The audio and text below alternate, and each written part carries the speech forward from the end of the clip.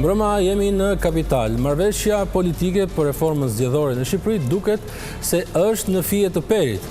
Është fjala për atë marrëveshje që u arrit me aq mundim rreth 2 javë më parë në presionin e faktorit diplomatik ndërkombëtar në Tiranë në mbikëqyrje të rept, por sot duket se ajo është në fije të perit. Përse? Sepse në këto 2 javë që nga arritja e marrëveshjes duket se ka rrjedhur shumë ujë politik pra.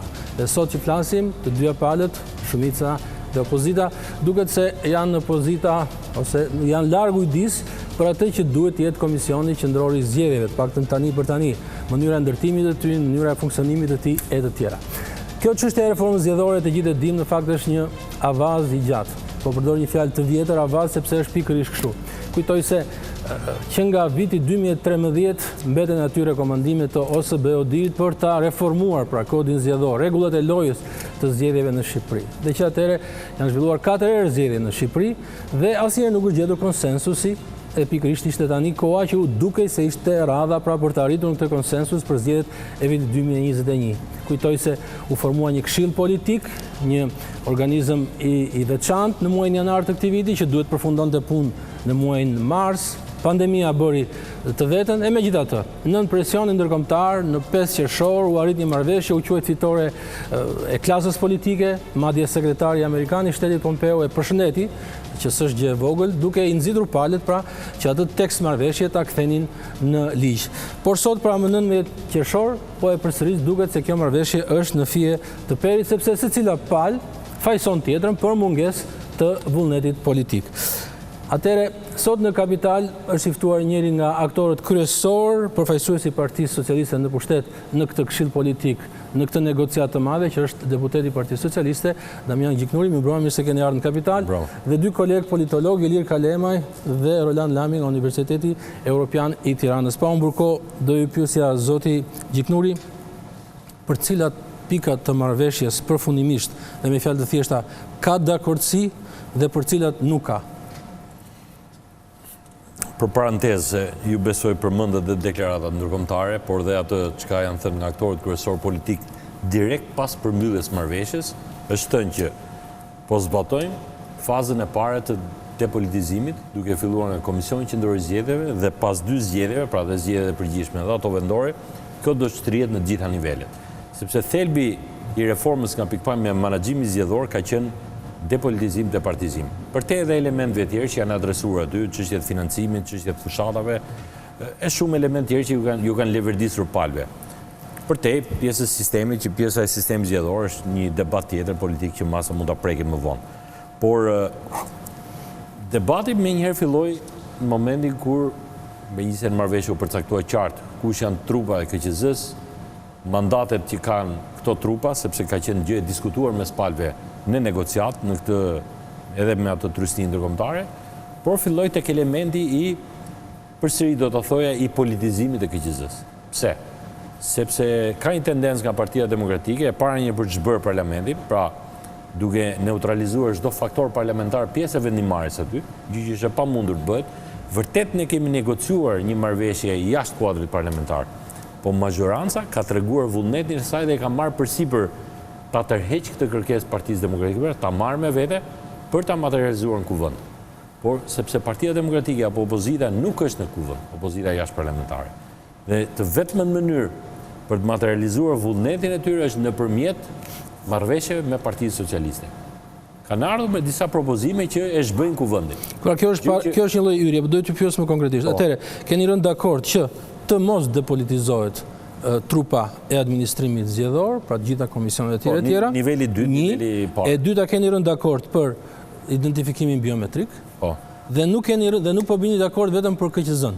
Po pse ideja është që mos krijojmë KQZ të politizuar tashmë. Vërtet është shumë e vërtetë që ku është ndryshimi midis asaj që ra dakord në marrëveshje me fjalë të thjeshta dhe asaj që po propozon PD-ja, se ju thoni që nuk është kjo ajo që ram dakord. PD-ja propozon që mandatet e KQZ-s të jenë barazë me mandatet e kuvendit. Do të thosh që ti do ta kthesh atë një organ politik. Nuk le kohë që të marrësh, kjo çfarë bën kjo? Kjo dekurajon figurat besueshme, dekurajon profesionist, nuk krijon stabilitet në institucion, se po ka një element që mund të krijojë pavarësi në një organ brenda gjithmonë brenda kontekstit shqiptar. Çfarë do të thotë pavarësi absolute në që do të barazoj figurën e antarit KQZ-s me figurën e antarit kuvendit? Këtë po propozon? Jo. Do që KQZ të ketë mandatet ngjashme 4 vjeçare siç ka guvernat. Si mandat, si afat. Po çfarë do të thotë kjo? Do të thotë që këta njerëz reflektojnë majorantat e caktuara dhe nuk i lëkojnë një institucioni të krijojë qëndrueshmëri. Dhe kjo është shumë e rëndësishme. Pse është e qëndrueshme? Ne nuk duam për shembull ndodh që le të themi Partia Demokratike vjen pushtet ose jemi ne prapë në pushtet herës tjetër. Mbarojmë zgjedhjet vendore 2023. KQZ me mandat të natyrës politike. Do fillojmë prapë një histori, thotë se jemi gati për depolitizim prapë sepse kjo kontrollohet nga majoranca. Pra, do fillojnë të dalin në pa po të njëjtat ndasi partijake që kanë penguar fatkeqësisht edhe reformën për të bërë siç duhet kësaj radhe. Çfarë duhet të them me këtë? Duke i dhënë mandate afatgjata Komisionit të Ankimit, shumë vite, si gjykata e lartë, duke i dhënë Komisionit Rregullator, duke i dhënë Komisionerëve, sepse këtu ka një element pozitiv, që zgjedhjet menaxhohen nga një organ monokratik. Çfarë ka pozitiv organi monokratik? Ata që i dinë edhe nga filozofia e menaxhimit të drejtës publike e institucion, monokratiku është ekzekutiv, merr vendime shpejt. Dhe zbaton rregullat dhe aktet që janë nga rregullatori, ky i zbaton në mënyrë të shpejtë dhe i bën sepse një pjesë e probleme zgjedhjet kanë bën me menaxhimin ditën e zgjedhjeve, apo me çështjet logjistike të tjera si këto që mund krijojnë tension. Pra nga kjo pikpamje, duke i dhënë një mundësi dhe ata duke pasur dhe një zëvendës komisioner, që edhe kjo është pjesë e kompromisit politik për të monitoruar një proces të rëndësishëm, ne kemi mundësi që KQZ-ja të paktën aty që kemi shkruar në letër, ta bëjmë realitet mas 2-3 vjetësh, që është depolitizimi. Kalemaj, kush mendoni ju ka hapësirë për kompromis në këtë parashtrim, në këtë që po ndodh? Shumica apo opozita? Ku janë hapësira më të mëdha për kompromis në këto opozite? Dhe një element përpara se dhe formula e propozimit opozitës, ajo që na të them drejtën. Besoj se ky është thelbi. Edhe formula e propozimit thotë që për zgjedhjen do ta bëjnë, mund të quhet as me humor dhe mbledhje, komisar politik. Pra, parlamenti thjesht do ratifikojë bllokun e listave që do t'i zgjedhin partitë pranar KQZ. Kjo nuk shkon. Ndërsa ju jeni për parlamentin apo jo? Jo, vetëm që është parlament, se parlamenti vetëm... Parlamenti si instancë e fundit do jetë aty sepse sopran. Po nuk ka organ, Po jo, dhe propozimet vinë brenda parlamentit. Po jo, dhe propozimet janë të hapura. Që të kuptohet për publikun për çfarë flas. Po pra, janë të hapura, por ne ky është thelbi për çfarë po diskutohet. Kemi marrë përsipër. Çështja e zgjatjes mandateve. Jo, të dyja të lidhura. Është shumë periferik raport me thelbin për cilin ndani ju me opozitën. Lidhen të dyja, edhe elementi pra zhbërja, që thash, e rolit parlamentit, pse sepse nuk mundet zgjedhin partitë politike të vinë, këto janë propozimet tona dhe hajde t'i kalojmë. Ka mekanizma. Çfarë kemi thënë? Kemi marrë përsipër marrëveshje që kandidaturat të përshtatshme që kanë aplikuar, që i mbështet Partia Demokratike, sepse kemi rënë dakord aty një lloj balancimi, pra për të ruajtur ato kuota 2-3 të rregullatorit, 2-3 të ankimori, ne me votën tonë do t'i mbështesim. Pra, ti bie dakord, por nuk mund të krijojmë mekanizma partjak. Kjo është zhbërje e gjithë sistemit normal parlamentar. Kalemaj. E them dhe me fjalë të thjeshta, domethënë piketat kryesore ku dy palët kanë arritur këtë marrëveshje është larg të qenurit reform, dhe këtu bjem dakord që është larg të qenurit reform, sepse reforma do në kuptonte ndryshim të sistemit elektoral, ndryshime kushtetuese që i kërkon dhe një pjesë e mirë e shoqërisë civile dhe jo vetëm. Por është një marrëveshje e cila e nxjerr vendin nga impasi institucional, ku ka qenë këto 2 vitet e fundit, nga një, të themi, anarki totale kushtetuese, kemi mungesë të organeve kushtetuese, të cilat do ta certifikonin këtë gjë, kemi mungesë të kolegjit zgjedhor, natyrisht duhet të shkonin një hap më tej. Dhe janë rënë disa piketa të rëndësishme, identifikimi biometrik me shtrirje në gjithë Shqipërinë, që jep një garanci për shmangjen e votimit familjar apo shmangjen e votimit shumëtisht, është rënë natyrisht dakord dhe për me sa kam ndjekur dhe për financimin mix publik-privat, ku të ketë një limit 3 fish të financim privat në atë publik. Piketa këto mjaft të rëndësishme për të hapur rrugë për një dakordsi themi bipartizane. Nga ana tjetër ju e thatë me drejt që është problemi i KQZ-s, ku natyrisht do kemi një formulë tjetër me këto 2 komisionet 5-5, 3-2-3-2 dhe një kryekomisioner. Aty bet fjalë për mua një nga pikat më të rëndësishme aty, përtej faktit sepse natyrisht parlamenti do jetë certifikuesi i vetëm, se s'ka se si të shmanget, por është a do ketë në këto 3-2-3-2 një shumicë të cilësuar e cila do jepte dhe kjo është një kërkesa kryesore të opozitës, që vendime mos merren me një shumicë të thjesht, pra 3-2 se kjo ai që ka mazhorancën dhe ka treshen gjithmonë do certifikoj dhe do noterizoj zgjedhjet në hesap të vet, por që t'jepet një lloj vetoje, të themi, atij që është në opozitë, që është në minorancë, që është pakic, për të bllokuar ato vendime të cilat do ta penalizonin.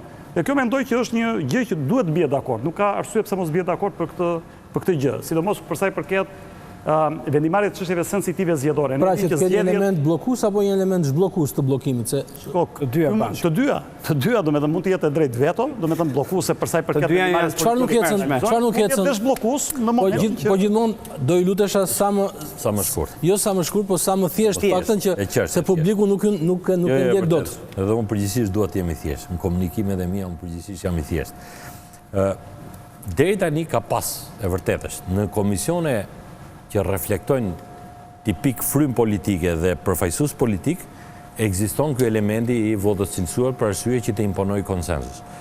Nëse ne do të synojmë organe të cilat në një farë mënyrë do veprojnë të pavarur si çdo organ tjetër kolegjial, si një trup gjyqësore apo si një organ tjetër i pavarur, shumicat e cilësuara në një farë mënyrë prapë shtyrin drejt politizimit. Pse duhet i lësh rahat këta njerëz kur thot populli që ta pjekin aktin rregullator të tyre sipas bindjeve të tyre profesionale. Nëse ne imponojmë element bllokues të tillë, kjo do të sjellë politizim të mëtejshëm të organit dhe dyta mund të sjellë dhe bllokim. Pse do thoshi bllokim? Për shembull, do thoshi bllokimi mund të jetë i mirë sepse bllokimi patjetër ti do vish aty kur kërkoj dhe unë ose do bësh kompromis. Një skenar bllokimi çfarë do ishte? Për shembull, për shpalljen e një rezultati, le të japim një skenar të thjeshtë. Jo, shpallja e rezultatit është thjesht është konkolesje, numra. Po cili mund të ishte bllokimi? Mund të jenë akte rregullatore, për shembull do përfshish biometrinë aty. Po. Aty mund të ketë element shumë teknik që ne nuk e dim. Mund të përfshim votën e emigrantëve, mund të përfshim akte të tjera të cilat janë karakter rregullator, sidomos kur të vi puna e depolitizimit. Se sot që flasim, kemi pak a shumë ato akte normative sepse janë po ato palëzjedhje. Përjashtim biometria dhe në një element tjetër, apo qoftë në një vendimarrje tjetër që mund të jetë natyrës të veçantë, përgjithsisht ato akte janë në fuqi sepse ne nuk ndryshuam gjë nga pikpamja e menaxhimit të administratës zgjedhore. Sigurisht, elat politik. Por çfarë meraku mund të ndodhë? Nëse një organ nuk më nxjerr aktin kohë, kush do nxjerr të akt? Sepse gjykata nuk nxjerr akte.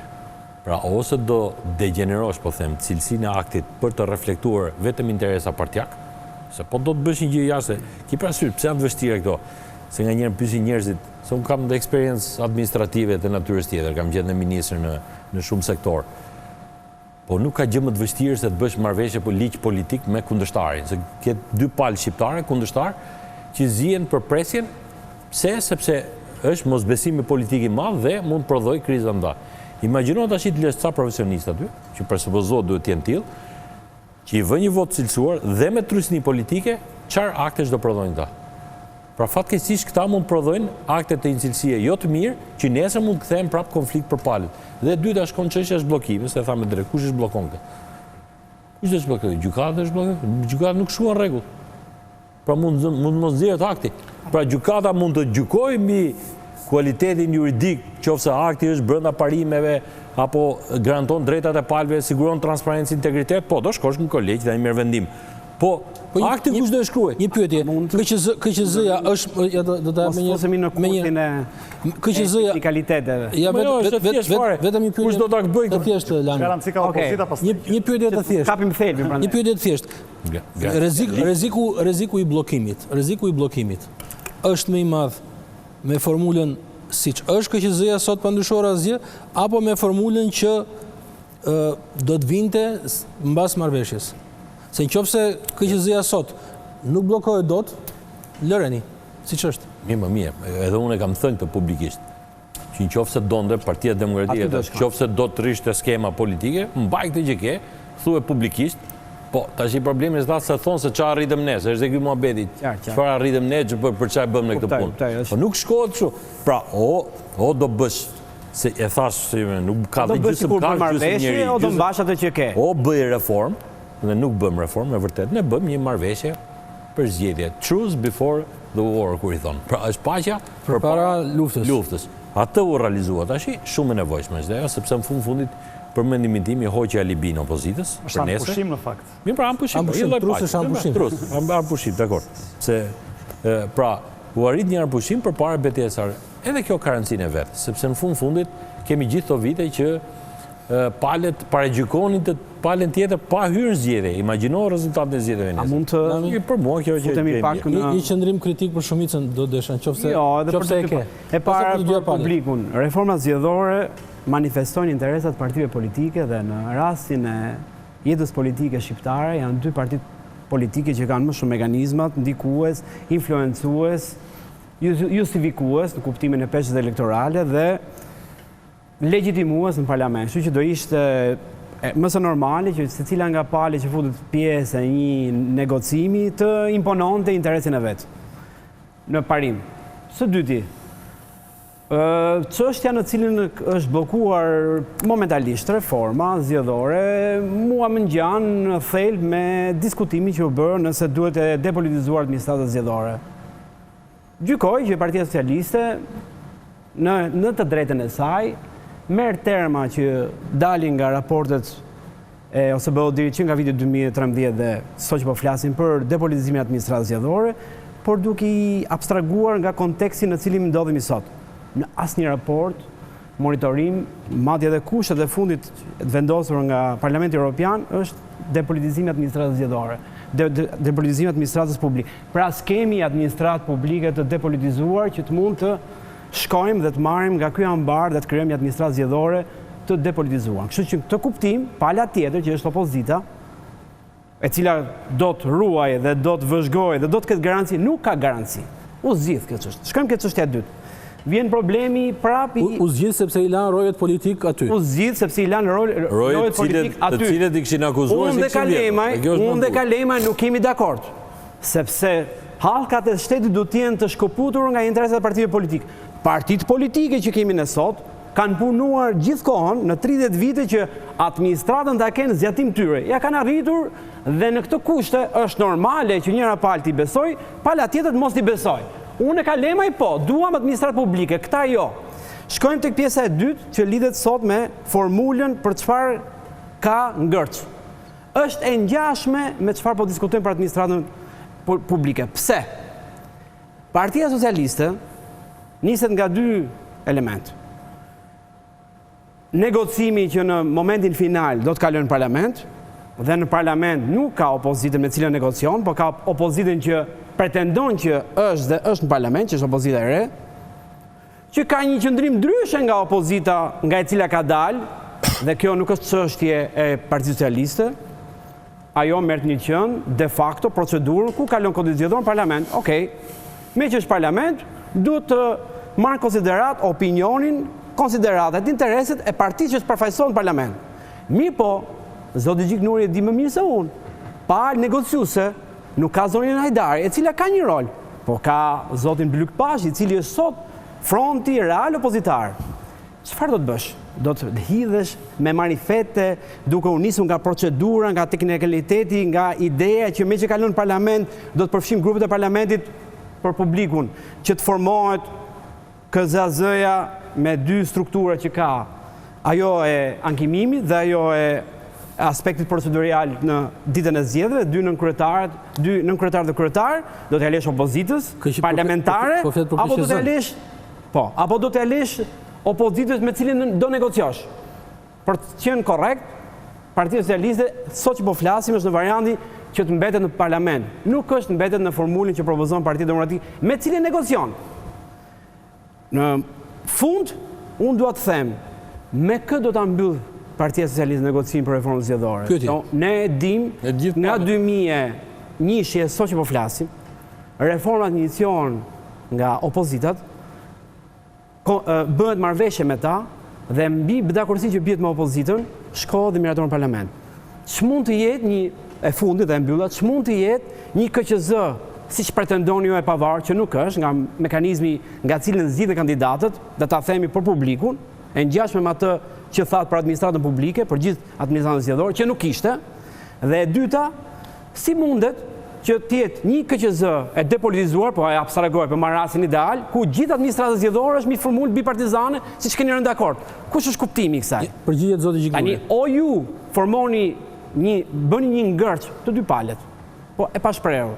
Për dhe një skenar të keq dhe në fund ngelini aty ku jeni, për thënë që ja opozita ne u përpoqëm, dham një përpjekje për dalë drejt rekomandimeve së BE-s, opozita do të rri aty ku jemi dhe t'i krijoj kosto opozitës, ose tentoni gjeni mekanizmin që reformën sa bënim opozitën për atë që është parlament. Që është më e rrezikshme. Qartë. E para njëherë kemi një marrëveshje, që ata kuptuan mirë çapo nënshkruan. Sigurisht. Se siç se erdhi nga unë e thash pak më parë, madje negociata kam thënë doni edhe KQZ politike.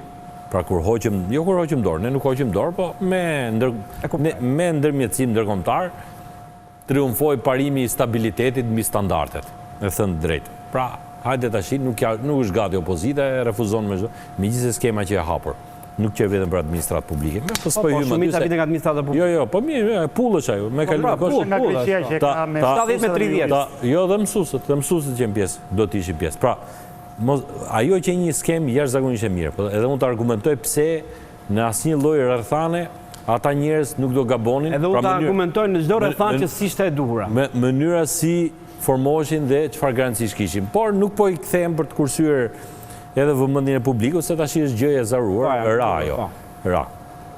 Por i thash, nëse është kjo në negociata, mbaj KQZ-n aktuale pastaj.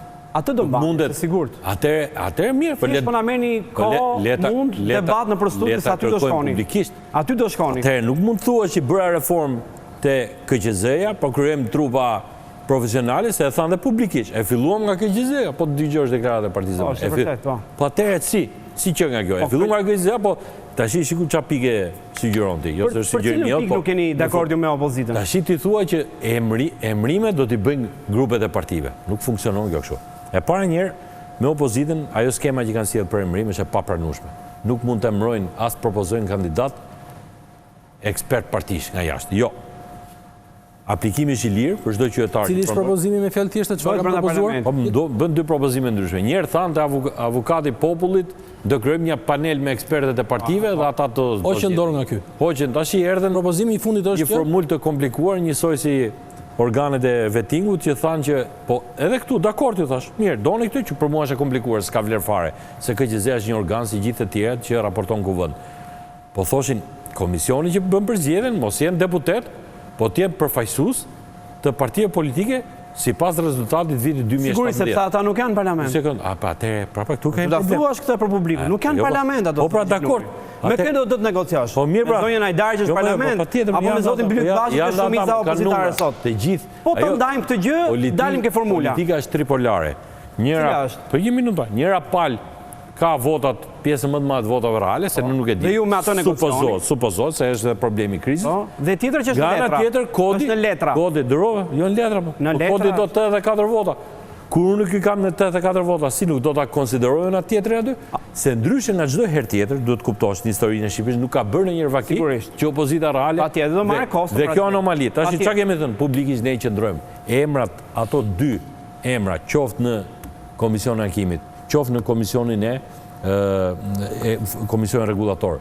Emrat që do jenë të përshtatshëm për opozitën, nga ata që mund të kenë nxitur opozita për aplikim, se nuk fshihemi këtu. Por në një rrugë parlamentare ne themi publikisht, do t'i votojmë, patjetër, do ta marrim ne përsipër të si maxhorancë.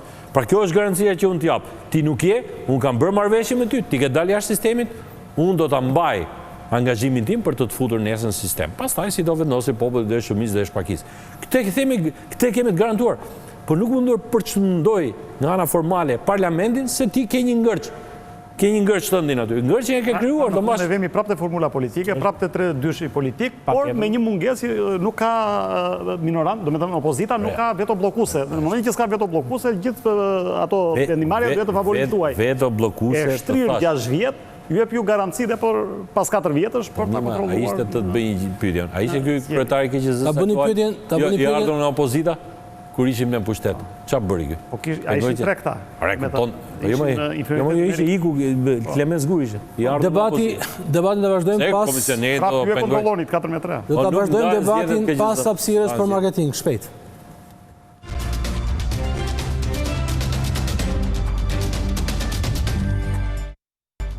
Jemi në pjesën e dytë në Kapital, marrëveshja për reformën zgjedhore, pra Zgjedhorja është në fije të perit, kështu e kemi titulluar sot emisionin. Në studio është i ftuar profesuesi i shumicës në Këshillin Politik, negociatori kryesor për reformën zgjedhore Damian Gjiknuri dhe dy politologët, Kalemaj dhe Lami.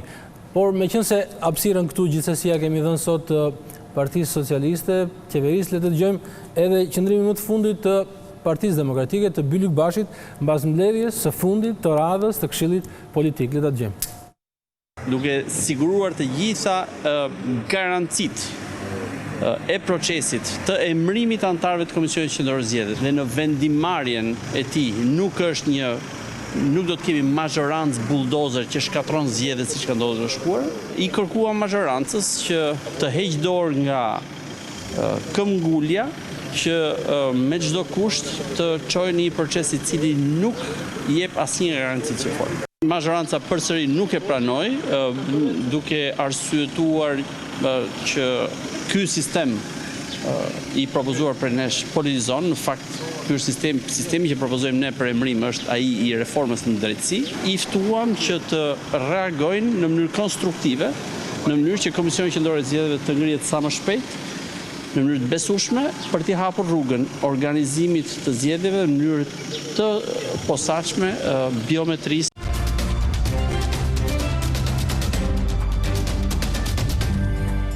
Në fakt kam dyshimet e mia mbase të papërligjura që publiku i gjerë nuk kupton shumë nga këto formulime si nga zoti Gjiknuri aty këtu, ashtu edhe nga zoti Ilir Kalemaji. Por një kuriozitet tjetër është, zoti Gjiknuri Na i zhvlerësove rolin si politikan. Jo. Mos na kuptoj publiku, kosa rrim pastaj. Si politikan nga njëre bëni lëmsh kastile sepse ashtu dhe mund të interesoj. Ky është arti i politikës.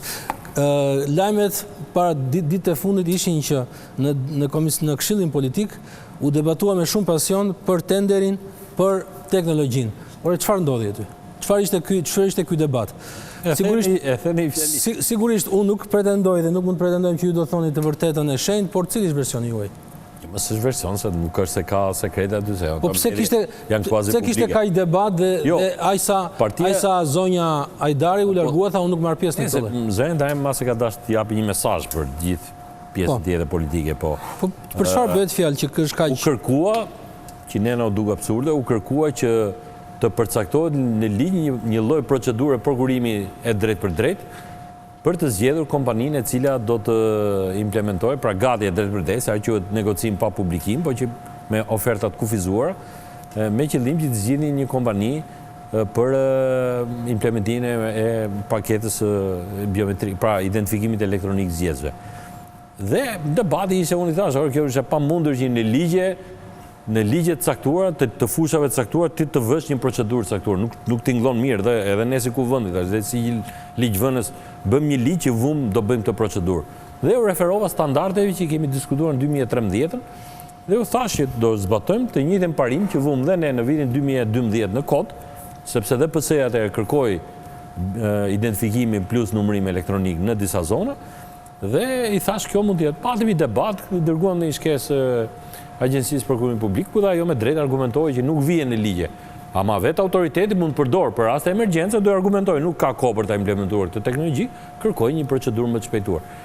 Shkurt muhabeti, e thënë si thot populli, mbasi sepse po e thjeshtoj, mbasi dikush tha, mbasi Partia Demokratike siguroi që mori zëvendës komisionit do merret me këtë çështje, u përdor edhe si ironi mase politike që donte të përcaktonte edhe fituesin. Nuk dua ta them këtë. Po që fatkeqësisht nuk doni ta thoni, po e thatë. Po shkurt muhabeti është fjala për 15 milionë euro afërsisht. Nuk e di sa është kosta projektit, nuk e kam qartë. Pra projekti një gjë, projekti do bëhet nga një grup pune, specialistë do ketë KQZ-ja dhe nga një ekspert ndërkombëtar. Pra do vi një ekspert i Bashkimit Evropian, e kemi kërkuar. Pra edhe në qoftë se nuk ndryshon formula e KQZ-s? Me paratë e Bashkimit Evropian do vi eksperti. Kurse kostën do e ka buxheti shtetit. Edhe në qoftë se nuk ndryshon formula e KQZ-s, në qoftë se nuk krijohet ai posti i zëvendës. Ajo do bëhet. Ajo do bëhet. Ai se ka funksionin. Ajo do bëhet. Pra ajo është vënë që do tentohet të implementohet 100% në këto zgjedhje. Ky është angazhimi. Reja këtu e kësaj marrëveshje.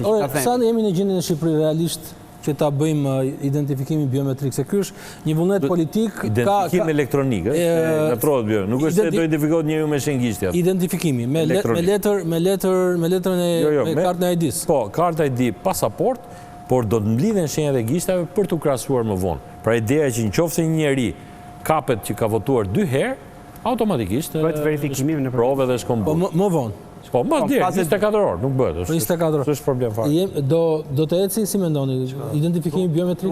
Kjo i thonë, fitojmë në një gjë? U mbarës mali dhe polli 1000. Nuk është problemi identifikimit elektronik, apo i asaj që u diskutua më parë për numërimin elektronik, apo dhe votimin online. Po ka kërku PD-ja. Të cilat ishin, do ishin një farë mënyre më reform, brenda kuadrës reformat teknike, se ka reform politike, sistem elektoral, ka dhe reform teknike përsa i përket mundësimit. Ne dim shumë mirë që në fund të fare është vullneti politik i cili përcakton mbarvajtjen e një parë zgjedhjeve të lira dhe të ndershme. Bëjmë modelin këtu si të duash, na që bëj votim online si që bën Estonia sot, na që bëj numërim elektronik si që bën India apo Egjipti, nda që bëje me sistem, si që kemi pasur, kemi rova sistemi Gjerman, sistemi Spanjol, sistemi Danez, që përfol tani, këtu gjithmonë në gjendet një mekanizm, ose për ta kontestua rezultatin zgjedhor, ose për ta delegitimuar atë, ose për ta tjetërsuar rezultatin e votimit. Ne e dim që sot zgjedhjet nuk manipulojnë në kuti, sot zgjedhjet shiten dhe blien përpara se të shkojë te kutia, që është një problem shumë më i thellë dhe më problematik,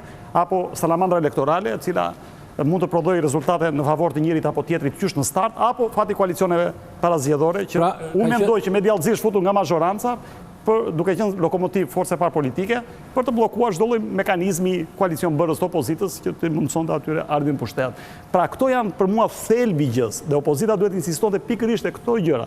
Duhet insistoj që mos ketë asnjë lloj kufizimi për koalicion parazgjedhore, asnjë lloj pragu elektoral 5%, sepse këto janë futur në mënyrë hileqare bashkë me kërkesën për listat e hapura, që është një kërkesë mbar popullore apo i ka futur kush në mënyrë hileqare? Unë mendoj që është propozuar nga 2 grupe parlamentare aty, nga ta larmia e grupeve parlamentare të cilës kanë as identitet politik, disa prej tyre janë kryeta partive fiktive, por mendoj që sponsor i vërtet politik i saj është mazhoranca aktuale, e cila po e minon një farë mënyrë besueshmërinë e këtij procesi. Nuk ka asnjë lloj interesi opozita që të propozoj thagma të tilla.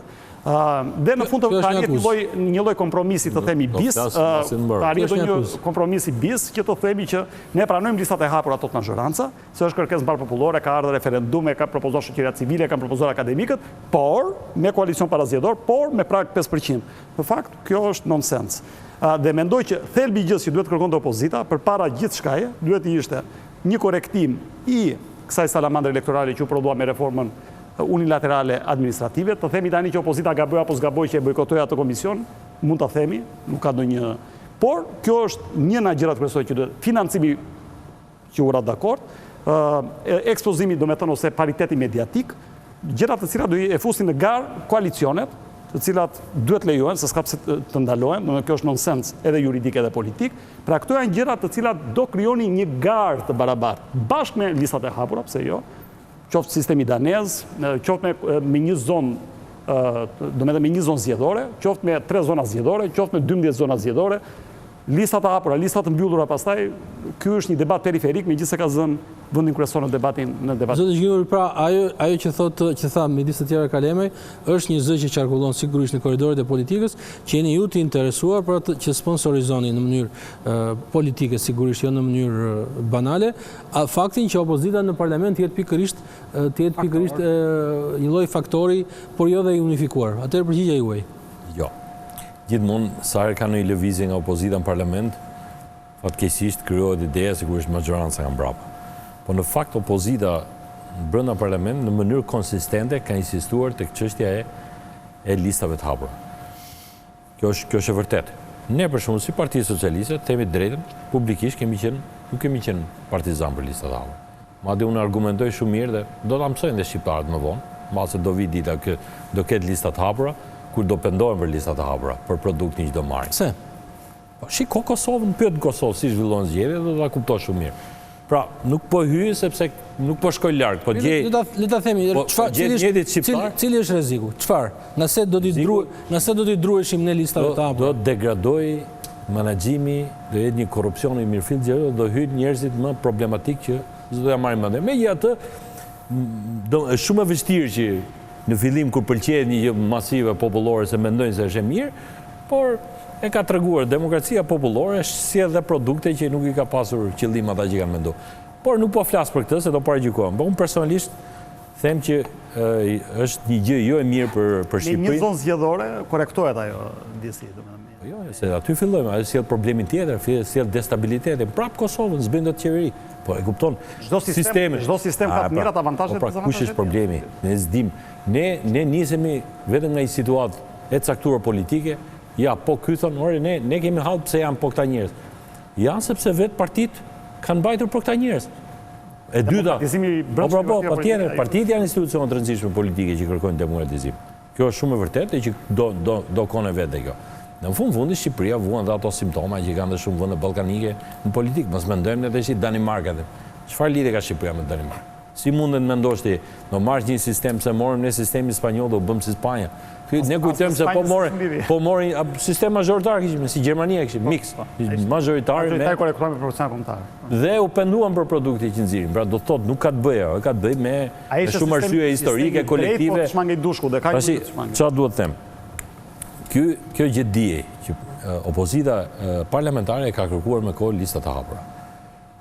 Pse mendoj unë kërkuan, tash po bëj një argument, pse ata, se dikush thotë pse kërkuan ata jashtë koalicioneve, sepse koalicionet, pra të hiqen koalicionet shërbejnë si dy centrifuga që thithin.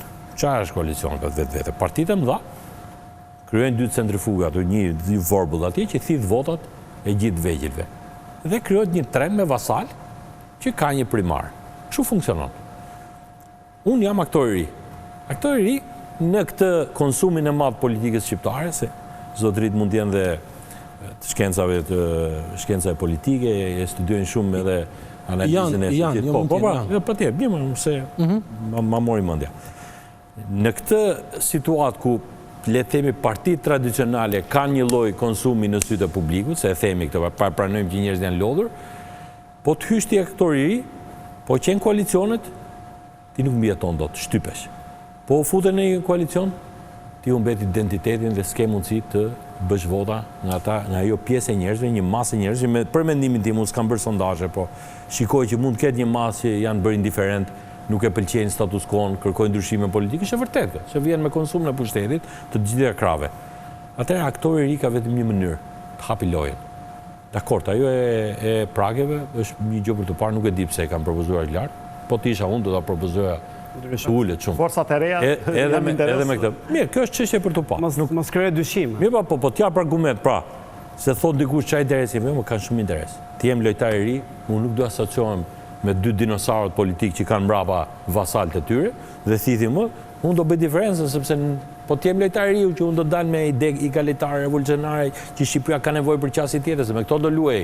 Ai s'do luaj me status quo, me establishmentin. Po luajë me establishmentin, për çfarë duhet ti unë kam origjinalin, normal apo jo?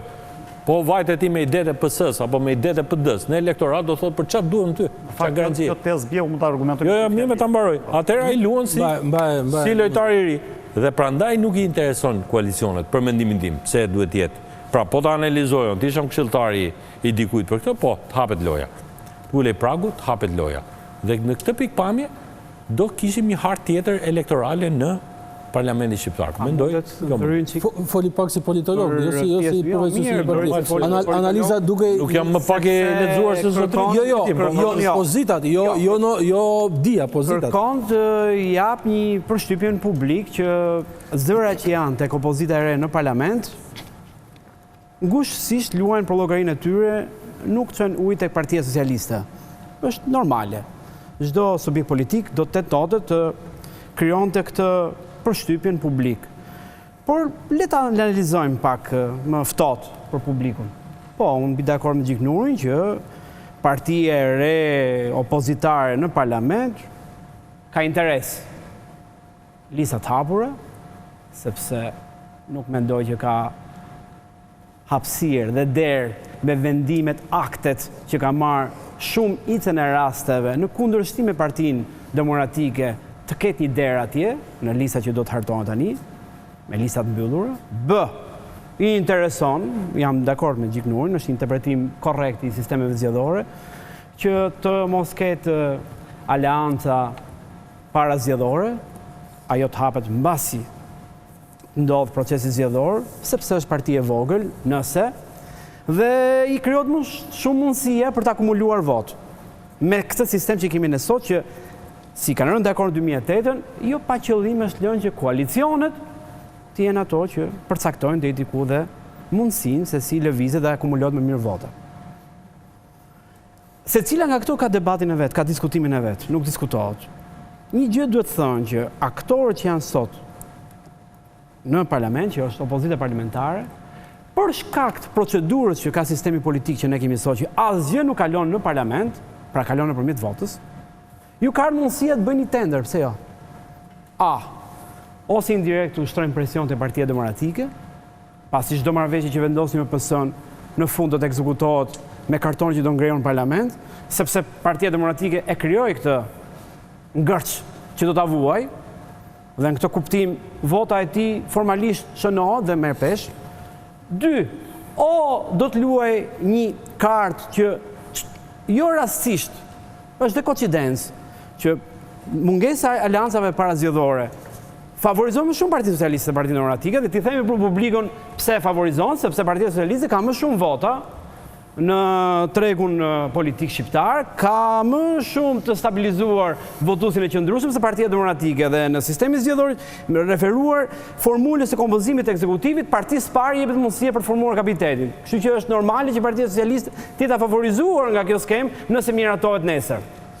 Kështu që krau që është ke partia apo opozita e re parlamentare shkel syrin dhe nga qeveria për të hapur një tender, në kuptimin e lojës që po bën. Pra unë po tentoj të luaj një kartë morale në dukje, por në fund uji shkon tek llogaria juaj elektorale, kështu që ke mundësi për një pazar. Dhe e fundit, njerëzit që janë aty, e tha dhe Kalemi, me thënë drejtën, pa dashur t'i atakojmë, sepse kjo është përgjegjësie listave të hartuar nga lidershipi i Partisë Demokratike dhe të marrë kosto për këtë pjesë.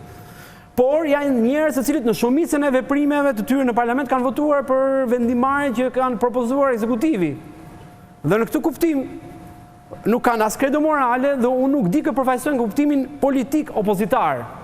Kështu që dhe vetë din këtë gjë dhe thonë ta shfrytëzojmë këtë mundësi, na është dhënë kjo hapësirë, kemi ngritur një tender, o nga një palë ose nga pala tjetër, diku do blihemi sepse kemi kartonit fund për dalë reforma e cila kërkon 84 vota në rastin qofse do bëhet zgjedhore, qofse do shkojmë në kushtetues, shkon edhe se rritet çmimi edhe më shumë. Kështu që le ta themi për publiku, pra këto janë një grup njerëzish që kanë hapur tenderin o njerëz, sepse u ka ardhur momenti. Nuk është se përfaqësojnë në një gjë, me thënë drejtë, nuk është se kanë në emër të spikatur përveç 2-3 personave, gjithë aty janë anonim për shkak listave në pozicion që kanë pas, por kanë kartonin sot si ja ka dhënë këtë mundësi opozita dhe do ta shesin shtrenjtë. O nga njëri krah, o nga krahu tjetër. Po politika është mbreti oportunitetit. Patjetër. Që politik çfarë vendos një ngjarje? Se nuk folem me këtë gjuhë. Jo, dakor po. E thash trash për publikun. Tender kur thuhem Jo, e thash trash për publikun. Tender është ai, e thash trash për publikun, jo për ju. Ju jeni në rregull. Është politik shumë bëhet. Patjetër. Ndodhi ngjarje. Pra është tender. Të kanë nevojën, do kapitalizosh politikën. Do ta politikën. shes trend votën, kaq. Kështu që nga kjo më ndryrën që kishe për Jo, thash, unë nuk bje dakord se po t'i futemi djalli fshihet në detaje. Janë 3 grupe parlamentare të opozitës së re, njëri grupi Miurizit, njëri grupi Stojkut dhe një grupi Nimet Musaj, dhe janë 7-8 elektron të lirë.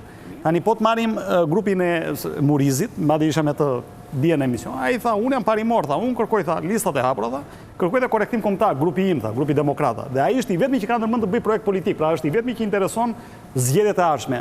Grupet e tjera, jo vetëm që kanë një largëshmëri, domethënë është ai grupi Stojku ka 5 kryetar partie, domethënë që se ç'përfaqësojnë janë një kryetar, një vot. Domethënë dhe këta kërko kanë pragun 5%, domethënë është përgjegjësia magjorale. Jo, bie logjika e Gjiknurit, sepse ai tha që partitë e reja nuk intereson të ketë prag, domethënë sepse normalisht ai duan pragun sa më të ulët për ty në garë, dhe ata i bie të votojnë kundër vetes tyre, pra ata proposojnë prag 5%. Ndërkohë që ata s'kan parti politike ose kanë parti politike inekzistente. Po ti isha një parti e vogël, nëse nuk do të bëja sistem proporcional që kombëtar, që po unë jam kundër për këtë për arsye të tjera të stabilitetit qeverisë, se edhe shumë gjëra të tjera. Ky vend ka nevojë për stabilitet qeverisë, nuk ka nevojë vetëm ne kënaqemi se do bën shumë parti aty, po kush do qeverisë pastaj? Dakord me këtë. Po se ne shihim maturinë e shoqërisë shqiptare. Para 2008-s ka qenë kjo situatë. Po, pra, po. Jo, si isha që keq. Që vendi ishte vështirësisht i qeveritshëm. Për arsye të partive të vogla që vetëm kryer pasere. Vetëm 11 parti politike ka karuar pragu 1%. Shiko Kosovën, shiko Kosovën. Në këto 30 vjet. Kosova është shembulli më i mirë i gjithë debatit që bëjmë në Shqipëri. Qoftë për listat e hapura, cilësinë politik dhe stabilitetin e qeverisë. Tre element që aty imagjino, aty ka dhe interes ndërkombëtar, që mund të jetë dhe pesh ose nxitës nga njëherë situatës, po ka dhe i stabil. Imagjino vende si Shqipëria, sa ti ka dhe prezencë të huaj. Se është ai problem në Kosovë, sepse njëna arsyet e problemit që ka Kosova, është ndalimi koalicione parazgjedhore, mos zotëri. Në qoftë se ata do kishin koalicione parazgjedhore, po s'ka të bëjë kjo me listat e hapura, se mos i fut gjitha në një thes. Jo, listat e hapura. Ne po kritikojmë pse po vjen në një thes këto gjëra. Listat e hapura, listat e hapura natyrisht ka problematikën e tyre, por shumë më mirë nga ç'është sot, sepse demokratizojnë partitë politike. Për profecinë time. Demokratizojnë partitë politike. Do bëhet një kërdi nga pikpamja. Po, do na shikosh. Le të themi gjërat. Jo, brenda. Do jetë personat më që nuk e meritonin të përfaqësonin do e kesh aty. Po pse? Po mjafton jo me një zonë zgjedhore. Jo, me një zonë zgjedhore. Po ajo sjell problemin tjetër pra. Pra çdo gjë, dëgjoj, mos i merr gjëra kallu. Ne shohim më në mirë. Lista hapur një proporcional kombëtar, po mund ta mitigojë atë problem. Por sjell problemin tjetër, e zbutat problem. Po sjell problemin tjetër, sjell destabilitet në përfaqësi, pra do kemi një hartë tjetër politike në parlament që s'do krijojnë dot qeveri. Do marrin vendime nesër. Po, nga kjo është problemi. Nëpërmjet marrëveshjes. Sistemi proporcional Roland me listat hapura do uli shumë cilësinë e përfaqësimit, do krijojë tensione dhe jam i bindur. Me ulët e përfaqësimit ka qenë 2 parlamentet e fundit. Jo, ky i fundit. Një listë hapur është Partia Demokratike, gjithë spektri njerëzve që hynë nga PD-ja, ajo është lista e gjitha hapur. Pra i gjithë menuja njerëzore ishte aty. Ata që ikën dhe ata që erdhën, këtu është zgjedhja. Po të kesh dhe kategori tjetër që do inkurajohen për të futur dhe PD-ja dhe më shumë kolore. PD-ja po jo, është hapur ai pastaj. Po PD-ja është aty është menuja. Do ndryshoj lista. Po aty është menuja. Do ketë më interes parti të bën njerëz me integritet. PD-ja ka gojë të thotë që do jetojmë më gjatë sa do shikojmë, qoftë futen për një 10 vjet do çfarë do kesh. Do jemi këtu prapë. Atëherë është momenti për hapësirën e dytë për marketing. Kthehemi pas pak.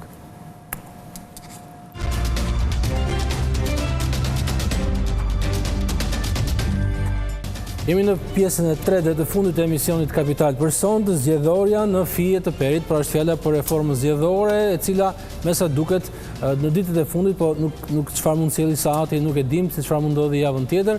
As zoti Gjiknuri që kemi në tryez nuk mund ta thotë me 100% se si do të shkojë, do të kemi ujdi apo jo në ditët që vijojnë. Gjithsesi, nuk do të harrojmë që ai që e ka mbajtur nga afër, e ka monitoruar, mbikëqyrur dhe ka bërë presion për arritjen e kësaj marrëveshje ka qenë faktori ndërkombëtar. Zoti Gjiknuri, si po sillet, nëse mund na tregoni faktorin ndërkombëtar pas datës 5 qershor?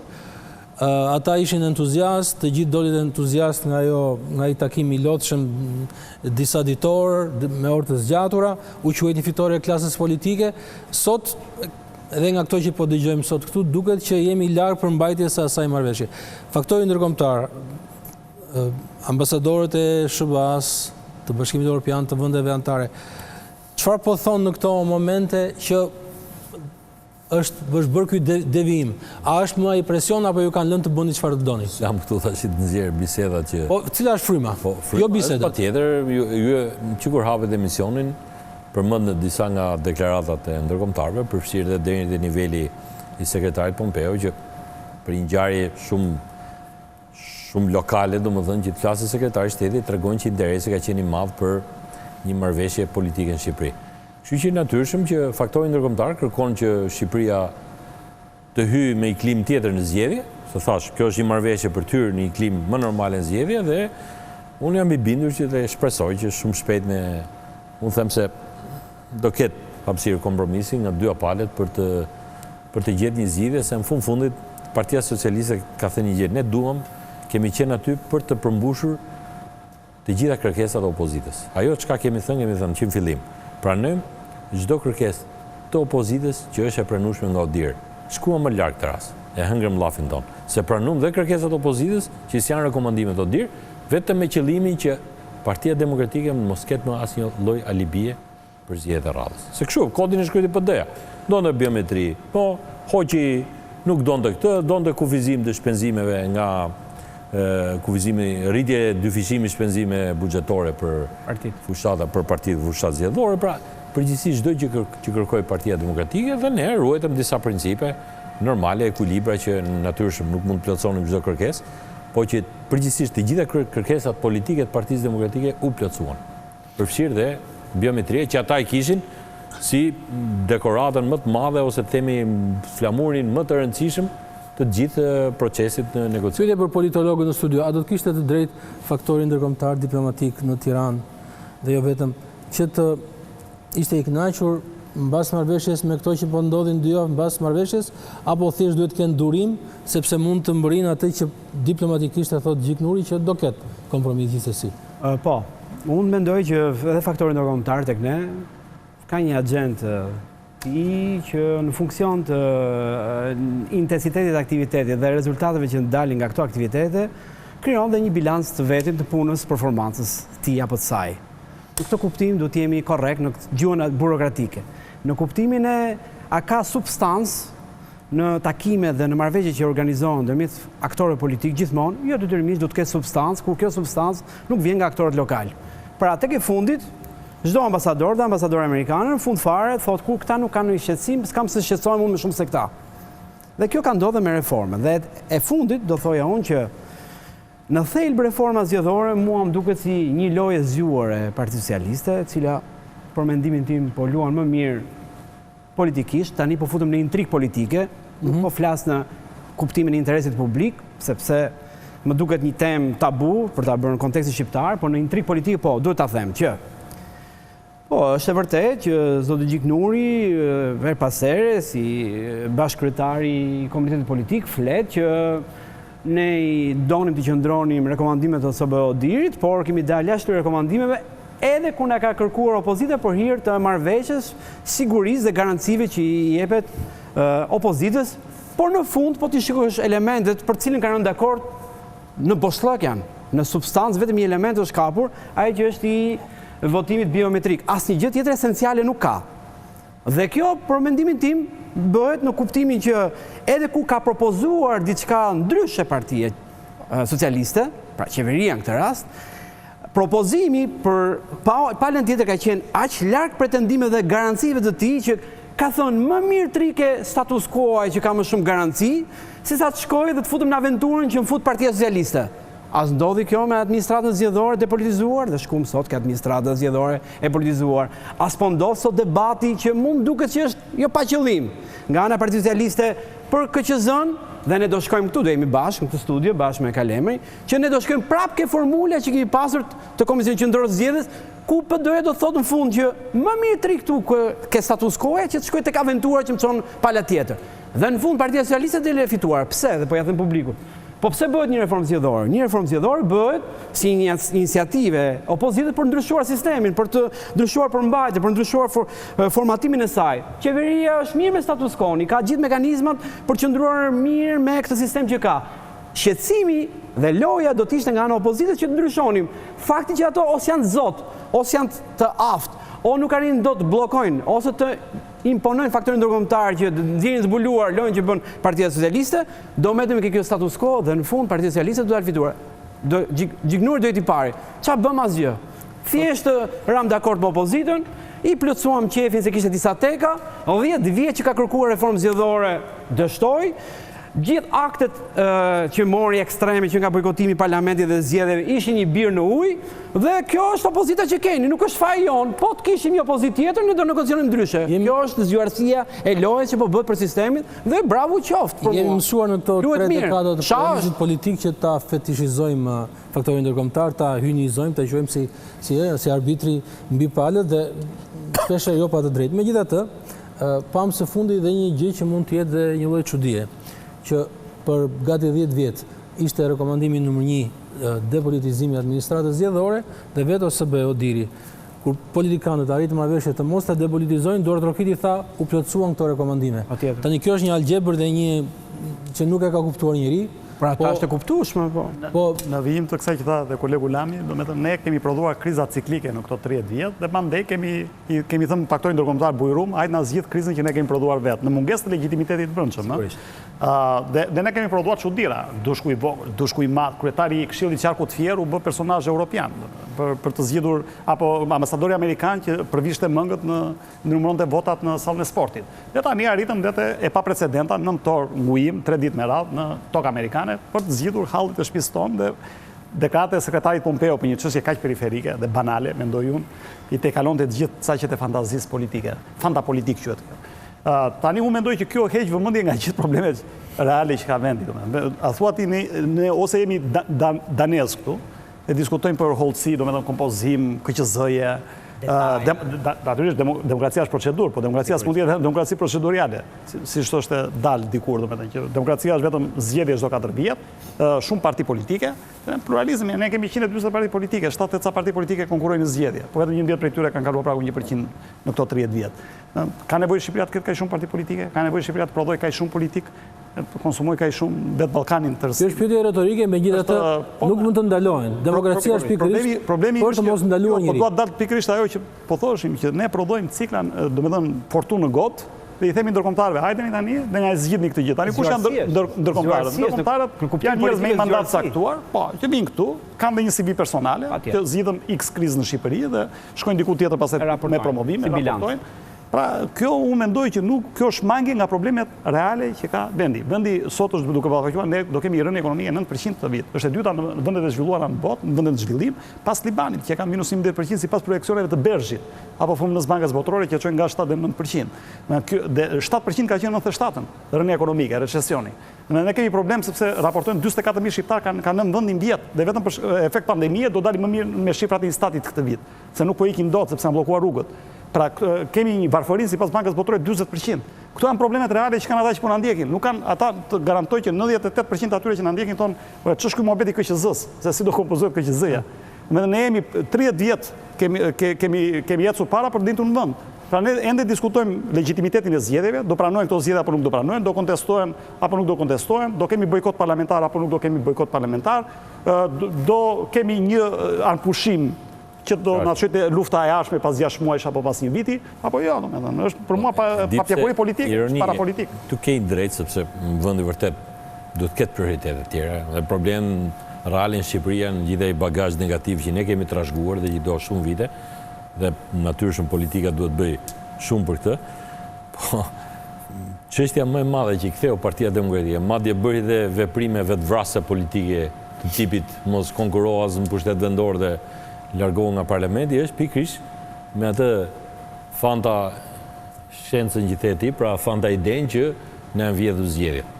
Dhe praktikisht Shqipëria po merr edhe vëmendja ndërkombëtare. Pse shkon aty? Pse shkon tek ajo që del që është problemi më i madh. Se normalisht unë po të isha opozitë do merresha me çështje të tjera. Këta ka fokusuar çdo gjë ke zgjedhja. Problemi më i madh ndërkombëtar u bë zgjedhja. U kthye edhe kushti i Bashkimit Evropian që futet fare në njëherë BE-ja në çështjet e integrimit për ligj elektoral, s'ka ndodhur ndonjëherë në asnjë vend. Për të parë Shqipëri. Pse? Se gjysma e politikës shqiptare fokusin e vurit e zgjedhja. Kështu nga kjo pikpamje mori rëndësi të madhe kjo gjë. Është e vërtetë që për mua do të them, unë kam bindje dhe a them kudo se unë kam parë këtë gjë edhe në opozitë, të them të drejtën. Unë bëra vite në politikë.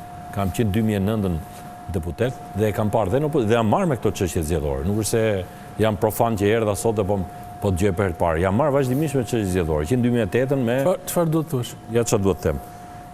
Që kur je në opozitë gjithmonë duket sikur të vjedhin zgjedhjet.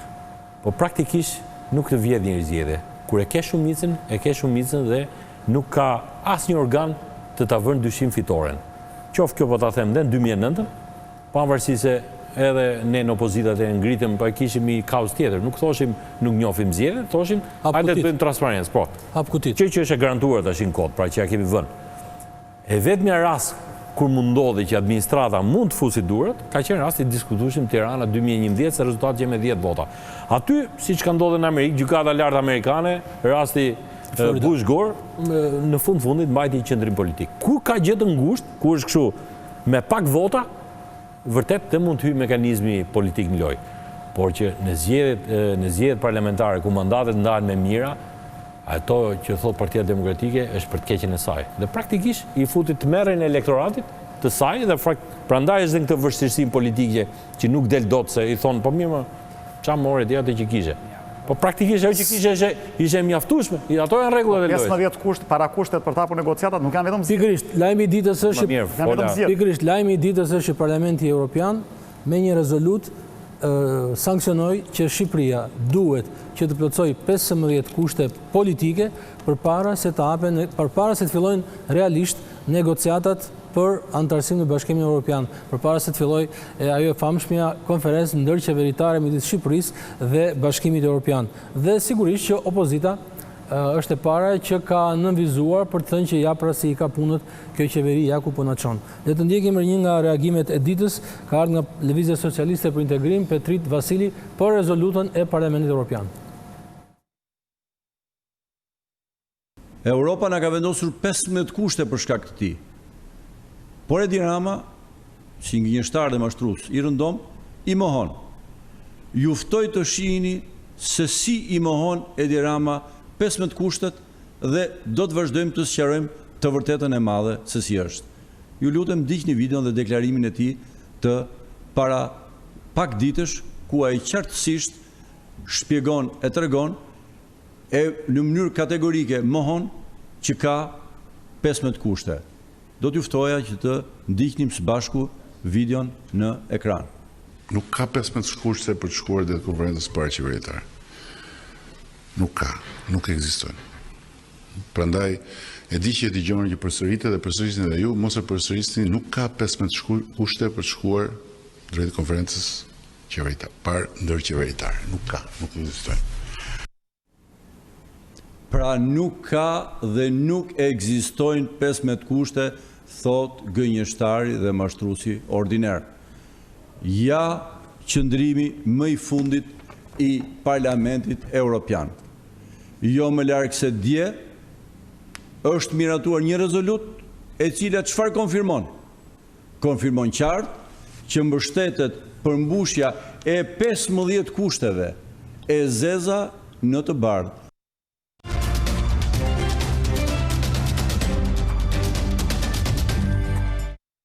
Zoti Gjiknuri, qeveria shumica duhet të jetë në pozita jo të këndshme në këtë moment kur kushtet u zyrtarizuan nga ana e Parlamentit Evropian. Duke i kujtuar shkurtimisht, kushtet janë sigurisht lufta kundër krimit të organizuar, kundër korrupsionit, depolitizimi i administratës publike, reforma zgjedhore, sigurisht kryereforma dhe sistemit të drejtësisë. Një reagim për Parlamentin Evropian. Një pjesë të këtyre kushteve të shtuara apo kriterjeve apo pengesave që kemi këtë proces, që thash nuk janë normale, përfshirë dhe kjo reformë zgjedhore, që s'ka ndodhur ndonjëherë që Komisioni Evropian të merret në fokus me reformën zgjedhore. Janë dhe produkt të politikës të këtyre zotrive. Pra kupton gjysma e vendit, e nxjerr vendin, sikur ky është vendi më i kriminalizuar i botës, këtu s'ka zgjedhje, këtu s'ka qeveri, këtu s'ka asgjë. Atë punë ka opozita. Shqipëria, jo, të flasim edhe s'kam fare kompleks. Nuk është se na duan shumë në shqiptarë. Nuk kemi se kemi një popull që ka një simpati Europa për ne. Apo se ka një dëshirë të madhe për ta përqafuar këtë pjesë Ballkanit dhe për ta futur në Europë. Kur gjysma e vendi, thot, pjesa më e madhe ose një pjesë e mirë e jetës politike anatemon qeverinë e saj, anatemon vendin, e nxjerr e pikturon atë si delja e zezë Europës, natyrshëm, merren jetën tënde ti. Një që se ke shumë qejf dhe nuk do të bësh shumë, nuk do të krijosh shumë marrëdhënie të ngushta. Kur shefëve që kanë sherrë familje, lë aty. Dgjoj, zgjidhni një herë problemet, ju se këtu jemi, po bëjnë një herë këto. Ashtu janë të shtetet. Se po flas siç e dohet na dëgjojnë njerëzit. Tash po duam të flasim bukur atë i dalin sikur mezi po presin dhe mezi po pret Europa dhe fatkeqësisht shqiptarët janë aq në paqe me njëri tjetrin dhe aq të le të themi solidar me gjithë angazhimet e tyre dhe dalin tash nga na ndodhi kjo çudi, kjo është një ironi e madhe. Pra, këta natyrshëm që ka shumë probleme, thash. Krimi organizuar është problem Shqipëri, siç është gjithë Ballkanin. Mirë, po kjo konkretisht, kjo lloj rezolute. Po të veshër e di, një pjesë e mirë kushteve aty janë të krijuara nga vetë politika duke nxirr vendin e saj. Reforma drejtësi ka ato vështirësitë e veta që do kohën e vet, ka përplasje mes institucionesh dhe kjo ka kryer një ndek. A nuk e çon ky lloj formulimi në kalendat greke, pra në asnjëherë hapjen e negociatave, se ato 15 kushte, ato nuk mund të plotësohen në mënyrë rigoroze as për 5 ditë, as për 5 muaj. Si mendoni? Mundet të them diçka? Më pëlqen eleganca e zotit Gjiknuri. Rastin është pozicioni i qeverisë dhe normalisht do ta relativizoj. Ju mund dole jashtë kostumit zyrtar. Që ne qef shumë s'ta kanë, këtë dim në tash. Pra, o luan me kartën e një lloj lobimi, rreshtimi geopolitik që ne me sa duket për shkake historike nuk e kemi këtë gjë dhe atë mojmë më shpesh se tjerët, po ka një bazë kjo. Ose luhet me pjesën që 15 kushtet janë element strukturor që nuk identifikohen dhe nuk janë prodhuar vetëm nga kjo maxorancë, por ne në 30 vite kemi të mbartura dhe ne këtu se kemi një përgjegjësi se na ka hapur shumë probleme opozita. Në fakt, unë do ta pranoja këtë tezë nëse sot do ishim në vitin e parë apo dytë qeverisës Partia Socialiste po shkon drejt mbylljes mandatit dytë. Pra ka 8 vite në pushtet. Dhe ajo duhet matur në kuptimin e çka bërë me korrupsionin, me krimin organizuar, me depolitizimin e administratës, me reformën zgjedhore, me të drejtat e njerëzit, me pavarësinë e medias, të cilat të gjitha parametrat e matjeve që tregojnë në paktën 2 vitet e fundit që mua më është dashur për studimet e mia, tregojnë se ka një rënje, nuk ka një rritje, nuk kanë rënje, përmirësim. Dhe këtu duhet të ketë një përgjegjësi qeveria. Sigurisht unë jam dakord me mënyrën se e bën opozicioni opozita, e cila më shumë i ngjan një gazetarie investiguese se sa një opozicioni që sot du dalemi projekt, si dilet nga ky vend.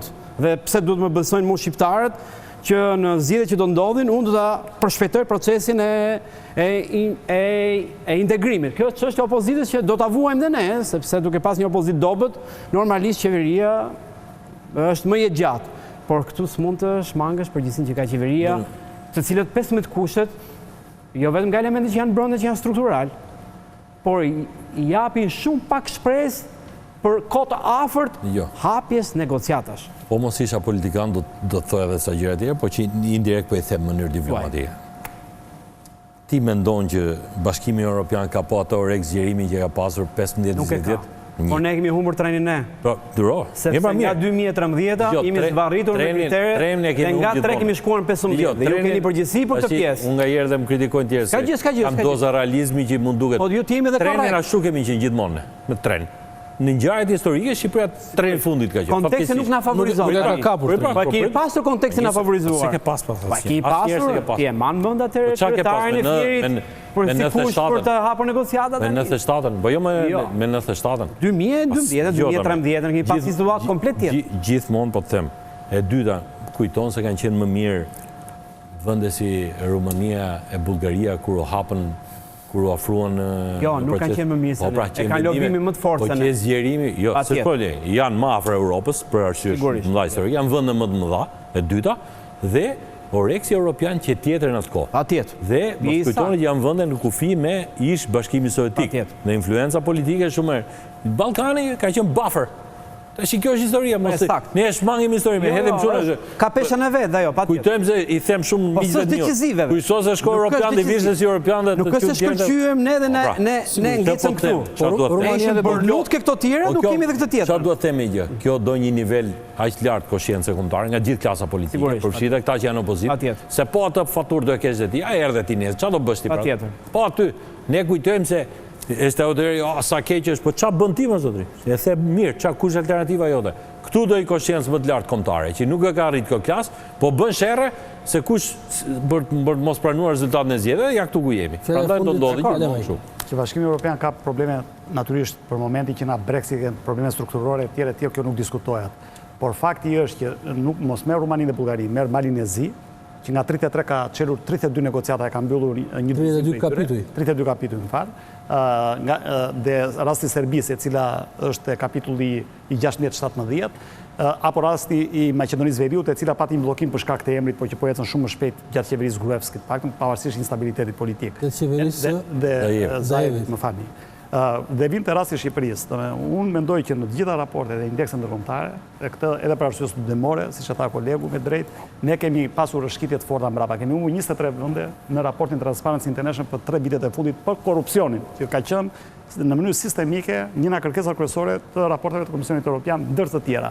Në raportet e Manivalit, në raportet e Bazelit, për pastrimin e parave, jemi një nga 4 vendet që bëjmë pastrim parash, një nga 4 vendet e listës gri.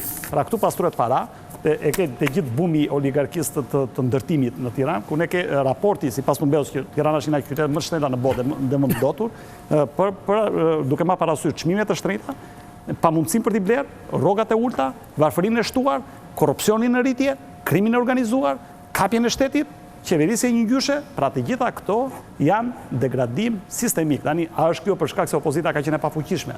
A është kjo për shkak se kemi një pushtet lokal dhe qendror si asnjëherë në 30 vjet të qeverisur nga një qeverisje, autoritarizm klientelist, quhet kjo dhe në literaturë? A është kjo për shkak të indiferentizmit që ka pasur Europa dhe faktorët ndërkombëtar me gjë?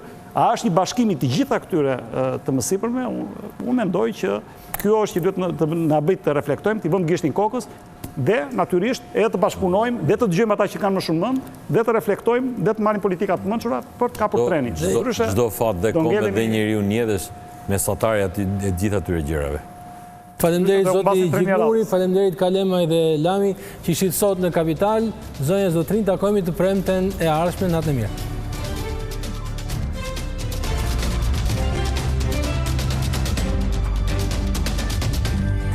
Për të ndjekur më shumë video të emisionit Kapital, regjistroni tani në kanalin zyrtar në YouTube të televizionit Vizion Plus, duke klikuar butonin